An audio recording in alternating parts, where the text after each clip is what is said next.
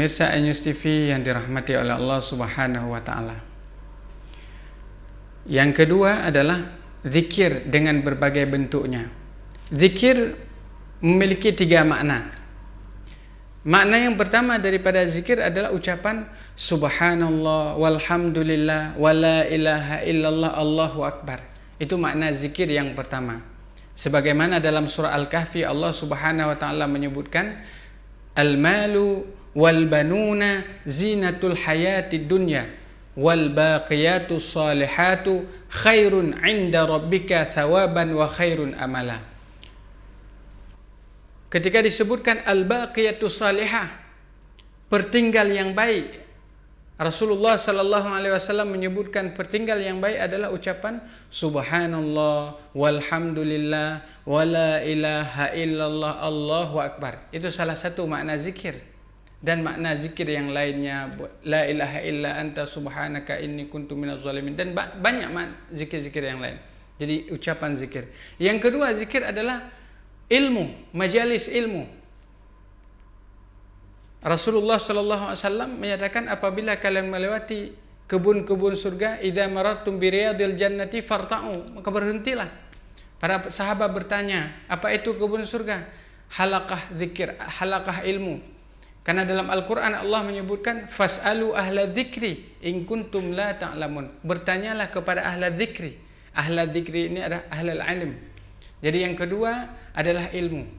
Bahkan Rasulullah sallallahu alaihi wasallam menyebutkan dalam sebuah hadis, man salaka tariqan yaltamisu bihi ilma sahhalallahu lahu tariqan ila jannah. Barang siapa yang menempuh satu jalan untuk menuntut ilmu, duduk dalam majelis ilmu, hadir dalam tempat-tempat ilmu, sahhalallahu lahu tariqan ila jannah. Niscaya Allah Ta'ala akan mudahkan jalan orang tersebut menuju surganya. Jadi makna zikir yang kedua ilmu. Yang ketiga, zikir adalah aktivitas yang kita lakukan. Sebagaimana disebutkan oleh Sa'id bin Jabir yang dikutip oleh Imam An-Nawawi rahimahullahu ta'ala rahmatan wasi'ah dalam kitab beliau Al-Adhkar, menyebutkan bahwa segala aktivitas yang kita lakukan adalah zikir. Ketika kita berada di tempat pekerjaan kita, kita berzikir. Kita berada di sawah, kita berzikir. Kita sedang di kantor, kita berzikir. Kita sedang di mana saja. Ini maknanya zikir. Jadi ada 3 makna zikir. Jadi setiap hal yang kita lakukan bisa bermakna zikir apabila kita meniatkan beribadah kepada Allah Subhanahu wa taala. Pemirsa News TV yang dirahmati oleh Allah Subhanahu wa taala. Maka dalam surah Al-Jumu'ah ayat 9, 10 tadi jelas bahwa 3 hal tersebut menjadi catatan bagi kita. Bagaimana kita senantiasa menjadikan salat sebagai pedoman hidup, menjadikan zikir sebagai upaya untuk membersihkan jiwa kita, kemudian beraktivitas. Karena Rasulullah sallallahu alaihi wasallam mencintai orang-orang yang melakukan aktivitas dengan baik. Pemirsa News TV yang dirahmati oleh Allah Subhanahu wa taala. Di dalam hari Jumat juga ada keutamaan, ada kemuliaan pada hari Jumat tersebut.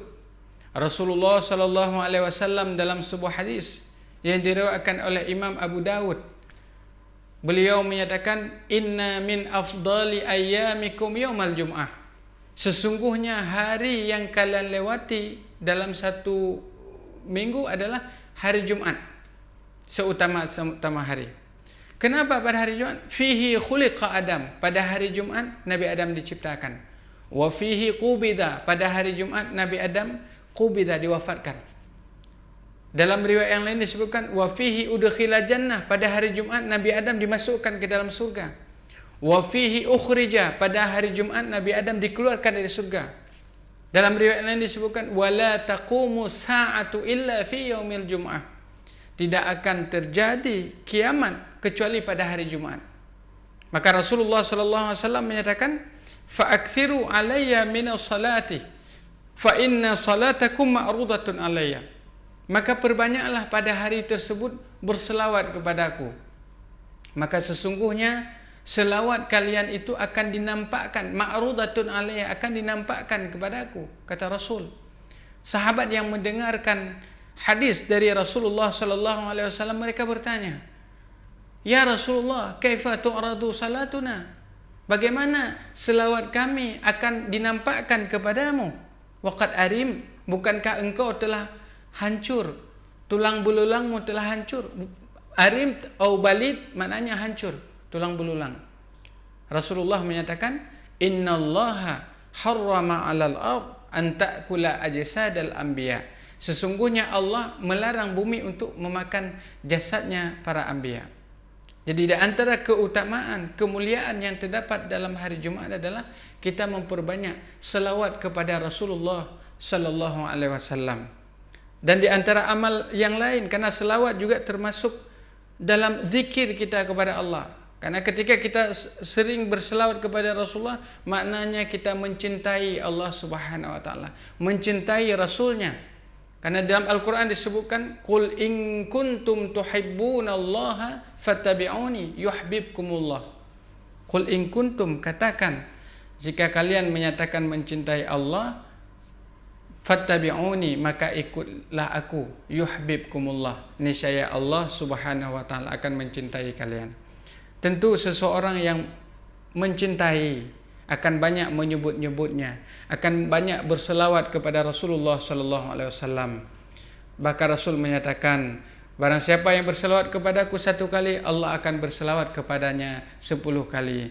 Pemirsa Ainus TV yang dirahmati Allah, kita akan kembali setelah pesan-pesan berikut ini.